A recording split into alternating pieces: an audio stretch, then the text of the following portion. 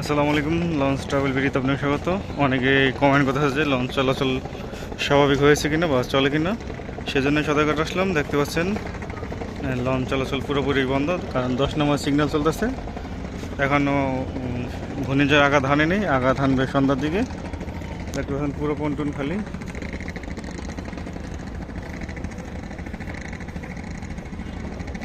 কোনো লঞ্চ চলাচল করে না।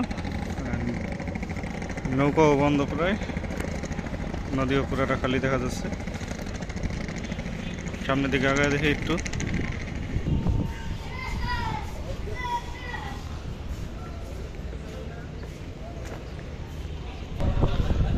এই ঘাটে অনেক যাত্রী দেখা যাচ্ছে, যে অনেক গেজের সামনে দেখতে পাচ্ছেন একজন যাত্রী, যে একজন বসে আছে।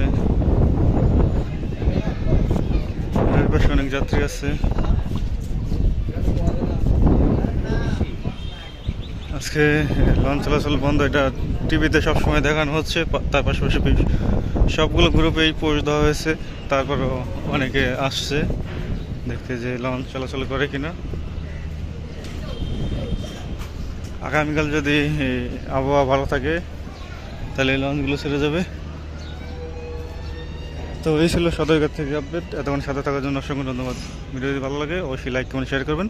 চ্যানেলে নতুন থাকলে সাবস্ক্রাইব করবেন।